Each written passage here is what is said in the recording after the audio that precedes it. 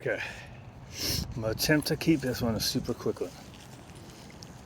People are so easily brainwashed in order to say into saying idiotic things.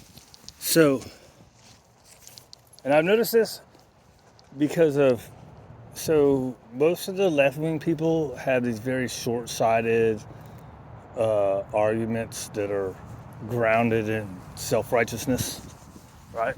And what has brought me to light of the fact is the PPFF community in the dog world.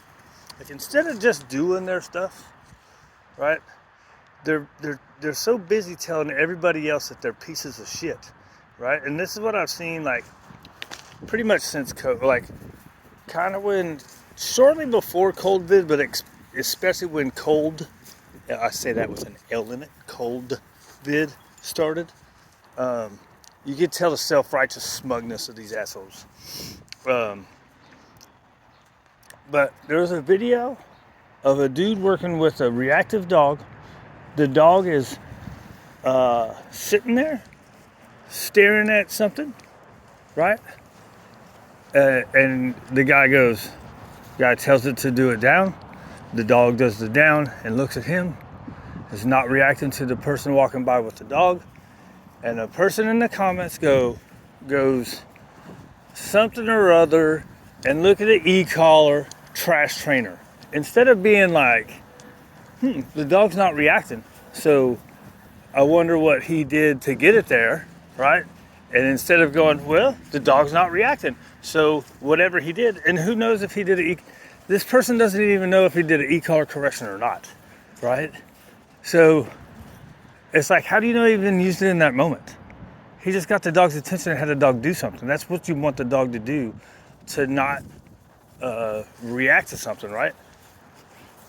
So all these people in the dog world have been brainwashed that e-collars are the worst thing in the world. They're so bad for dogs. Prong collars too, just all that stuff. Instead of being like, well, that dog's doing good. So, right? And what they do is they pick out the one out of 10,000 dogs, let's say, right? And I've seen this argument before. It's like, I see these dogs shut down from blah, blah, blah. Yeah, you're seeing a dog shut down from bad e-collar work, generally from somebody at home that gets it and just starts zapping the dog with no instruction to it, right? So it's just extremist mentality, and it's an authoritarian mentality. You got to train the way I do. I throw chicken at everything, blah, blah, blah. You probably also wouldn't handle this particular dog, right? And most of the time, the e-collars and prong collars are introduced exactly like most of the people in the positive only side that use head halties, as was evidenced by Susan Garrett talking to Ivan Balabanov with her holier than thou attitude that she displayed. Because that's what he does. The e-collar and the prong collar is introduced with food. He asked her about the head halty. She said, well, I condition it with food. And he's like, that's what we do, dude. We do the exact same thing. And you're saying that I'm bad for using this tool while you're using that tool. So everybody just needs to start leaving people alone. If you see the dog is doing good, that's all that fucking matters, right? The dog is doing good. The dog's doing good with the person. Just shut up. People need to shut up. Kind of like me. I need to just shut up. But I'm not telling people what to do.